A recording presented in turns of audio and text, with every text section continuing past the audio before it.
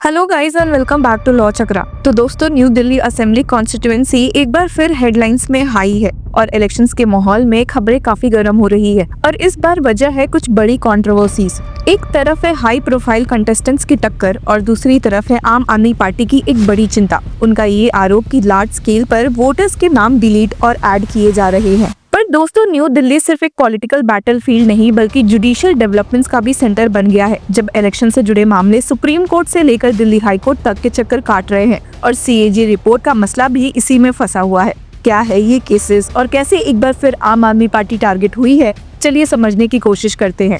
सबसे पहले डाइव करते हैं सुप्रीम कोर्ट की न्यूज में, जहां पर एक बेंच जिसमें कि जस्टिसेस दीपांकर दत्ता और मनमोहन मौजूद थे ने डिसाइड किया कि चीफ जस्टिस संजीव खन्ना एक इम्पोर्टेंट प्ली की सुनवाई कर सकते हैं, जो आई है फॉर्मर हरियाणा मिनिस्टर और 5 टाइम एमएलए करण सिंह दलाल की तरफ से। इस प्ली का फोकस है एक पॉलिसी की डिमांड जो करेगी इलेक्ट्रॉनिक वोटिंग मशीन्स की वेरिफिकेशन इंश्योर। अब इंटरेस्टिंग रहेगा ये देखना कि सीजीआई संजीव खन्ना इस प्ली को एंटरटेन करते हैं या सीधे रिजेक्ट। वहीं दूसरी ओर दिल्ली हाईकोर्ट का एक और डिसीजन भी हेडलाइन में है, जहां एक बार फिर से पॉलिटिक्स और जुडिशरी का एक अनोखा टकराव सामने आया है। बीजेपी के 7 एमएलएज ने दिल्ली हाईकोर्ट के सामने एक खास डिमांड रखी थी, एक स्पेशल सेशन बुलाने की सिर्फ और सिर्फ कंट्रोलर एंड ऑडिटर जनरल की रिपोर्ट्स को टेबल करने के लिए, और जिसका अब जवाब हमारे सामने आ चुका है। दोस्तों, ये मामला शुरू हुआ है जब 7 बीजेपी एमएलएज विजेंद्र गुप्ता, मोहन सिंह बिष्ट, ओम प्रकाश शर्मा और बाकी के एमएलएज ने कोर्ट का रुख किया। इनका कहना था कि आम आदमी पार्टी की सरकार ने जानबूझकर सीएजी रिपोर्ट्स को 490 दिन तक डिले किया, जो एक कॉन्स्टिट्यूशनल मैंडेट का उल्लंघन है।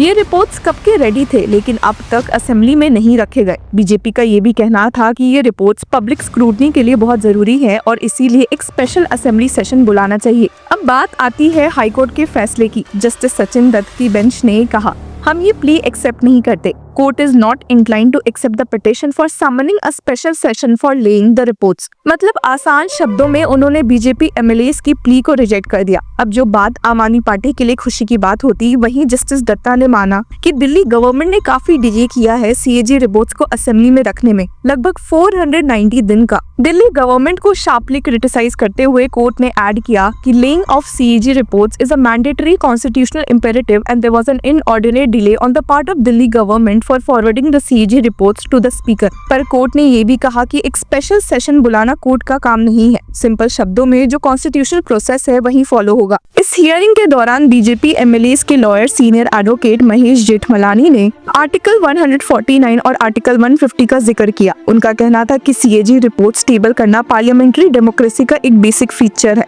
पर दिल्ली गवर्नमेंट की तरफ से जवाब आया कि ये रिपोर्ट्स टेबलिंग के लिए असेंबली स्पीकर के पास है और उनका पब्लिकली अवेलेबल होना जरूरी नहीं है। दोस्तों, इस केस ने सिर्फ जुडिशरी और कॉन्स्टिट्यूशनल मैंडेट्स की बात नहीं उठाई, बल्कि पॉलिटिक्स का एक अलग रंग भी दिखाया। बीजेपी ने भी इस बात को अग्रेसिवली पुश किया कि आम आदमी पार्टी गवर्नमेंट की डिले टैक्टिक्स वोटर के लिए अनफेयर है। वहीं एलजी के ऑफिस ने भी एक एफिडेविट फाइल किया था, ये कहते हुए कि ये डिले आम आदमी पार्टी गवर्नमेंट की आदत बन चुकी है। ये सिर्फ एक लीगल इशू नहीं बल्कि गवर्नेंस और अकाउंटेबिलिटी का भी मुद्दा है। जब एक तरफ कॉन्स्टिट्यूशनल वैल्यूज की बात होती है, तब दूसरी तरफ पॉलिटिकल नैरेटिव भी बनाए जाते हैं। और क्या ये मामले सिर्फ दिल्ली तक सीमित रहेंगे या फिर इसका इम्पैक्ट नेशनल पॉलिटिक्स तक होगा, ये देखना अब इंटरेस्टिंग होगा। देखा जाए तो सीएजी के 14 रिपोर्ट्स कंट्रोवर्सी का हिस्सा बने हुए हैं, जो कि दिल्ली के काफी क्रिटिकल इश्यूज को कवर करते हैं। Liquor policy, vehicular pollution, public health और सरकारी डिपार्टमेंट का परफॉर्मेंस 2017 से 2021 तक। और यही रिपोर्ट्स आम आदमी पार्टी पब्लिक के सामने रखने में फेल हुई है, जिसकी वजह से बीजेपी एमएलएज ने सीधे एक प्ली दिल्ली हाईकोर्ट में फाइल कर दी थी।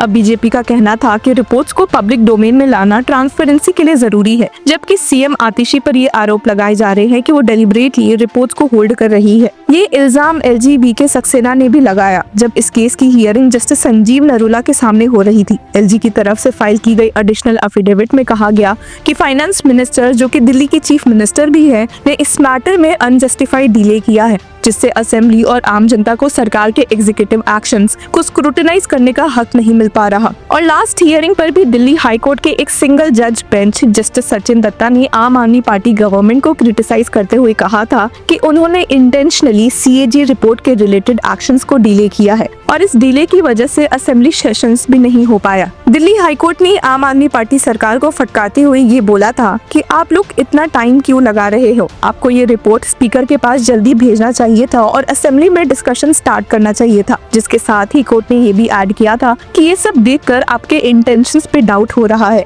ये केस और भी इंटरेस्टिंग इसलिए हो गया क्योंकि बीजेपी एमएलए जैसे विजेंद्र गुप्ता ने एक स्पेशल सेशन की रिक्वेस्ट भी की थी। उनका कहना था कि सीएजी की 14 रिपोर्ट्स को जल्दी से दिल्ली लेजिस्लेटिव असेंबली में टेबल किया जाए। द प्लीज स्टेटेड दैट ये 14 रिपोर्ट्स तो बहुत जरूरी है, इलेक्शन के आसपास टाइम कम हो रहा है, अगर आज का सेशन मिस हो गया तो कोई और सेशन होगा ही नहीं। हालांकि इस मामले में कोर्ट कहने पर मजबूर हो गई थी। We are at a stage where elections are around the corner. How can there be a special session now? और इसी स्पेशल सेशन के लिए अब दिल्ली हाई कोर्ट ने साफ मना कर दिया है। तो दोस्तों, आपका क्या कहना है? क्या सीएजी रिपोर्ट्स का डिले सच में एक बड़ी प्रॉब्लम है या ये सिर्फ पॉलिटिक्स का एक और खेल है? अपनी राय कमेंट में जरूर बताएं। Until then, keep following law Chakra. CAG की रिपोर्ट आई है। दिल्ली की सरकार किस प्रकार काम कर रही है, अरविंद केजरीवाल जी की सरकार के कामों का मुआयना controller and auditor general CAG उन्होंने किया है और वो रिपोर्ट आज पब्लिक हुई है, अखबारों में भी छपी है, मीडिया में भी विषय चल रहा है। सबसे पहले तो अनेकों विषयों पर सीएजी ने फोकस किया है, मगर सबसे महत्वपूर्ण विषय शीश महल है, उनका खुद का घर है। जो लोग कहते थे कुछ नहीं लेंगे, सरकारी बंगला नहीं लेंगे, घर नहीं लेंगे, गाड़ी नहीं लेंगे, किस प्रकार से दोनों हाथों से उन्होंने बटोरा है, किस प्रकार से करप्शन किया है, उसका काला चिट्ठा सीएजी के रिपोर्ट में आता है। अब ये अरविंद केजरीवाल जी, उनका जो डेजिग्नेटेड घर है उसका एड्रेस है 6 फ्लैग स्टाफ रोड। मगर आपको जान के आश्चर्य होगा कि सीएजी की रिपोर्ट कहती है कि 17 मार्च 2020 को दिल्ली की पीडब्ल्यूडी डिपार्टमेंट ने एक प्रपोजल दिया कि इस 6 फ्लैग स्टाफ रोड को केजरीवाल जी के मकान को रीमॉडलिंग करना होगा। और ये रीमॉडलिंग कोई छोटा मोटा काम नहीं होगा, ये पूरा डेमोलिश करके, एक सिंगल स्टोरी बिल्डिंग थी ये, उसको पूरा डेमोलिश करना होगा और उसके ऊपर एक एडिशनल स्टोरी बिल्डिंग बना करके एक और मंजिल ऐड करना होगा और बड़े रूप से इस मकान को बनाना होगा। और ये प्रपोजल दिया 17 मार्च 2020 को पीडब्ल्यूडी डिपार्टमेंट ने और एक दिन के अंदर ही इस प्रपोजल को मान लिया गया। विश्व में मुझे लगता है कहीं भी ऐसा नहीं हुआ होगा कि प्रपोजल आज दिया गया और आज ही मान लिया गया है, तुरंत मान लिया गया। अब मान लिया गया तो क्या हुआ? तो एस्टिमेशन होती है, कोई बिल्डिंग बनेगा, उसको तोड़ा जाएगा, नई बिल्डिंग बनेगी, तो एक एस्टिमेटेड कॉस्ट निकालना पड़ता है कि इतना खर्चा होगा। तो एक एस्टिमेशन उसका निकाला गया कि कितना एस्टिमेटेड कॉस्ट है। तो आपको बता दूं, एस्टिमेटेड कॉस्ट है 7 करोड़ 61 लाख रुपए, 7 करोड़ 61 लाख रुपए का एस्टिमेशन बना कि इतने में अरविंद केजरीवाल जी की हवेली बन जाएगी।